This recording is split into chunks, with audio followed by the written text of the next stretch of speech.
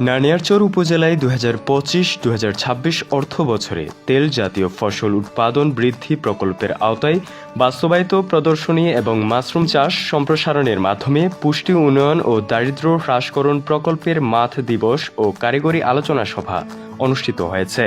আজ 24শে জানুয়ারি 2026 শনিবার উপজেলার দিচানপাড়া এলাকায় অনুষ্ঠিত সভায় প্রধান অতিথি হিসেবে উপস্থিত ছিলেন রাঙ্গামাটি জেলা কৃষি সম্প্রসারণ অধিদপ্তরের উপপরিচালক মোহাম্মদ মনিরুজ্জামান।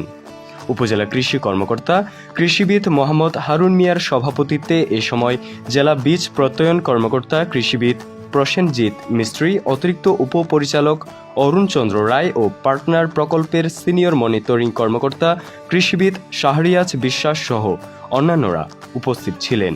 সভায় মাশরুম চাষে অভিজ্ঞদের ধারণা উপস্থাপন এবং বাজারে বিভিন্ন ভেজালযুক্ত ভোজ্য তেল ব্যবহার না করে নিজেদের উৎপাদিত তেল ব্যবহারে কৃষকদের আহ্বান জানান বক্তারা। নিউজ ডেস্ক, বাংলাদেশ বেতার, রাঙ্গামাটি।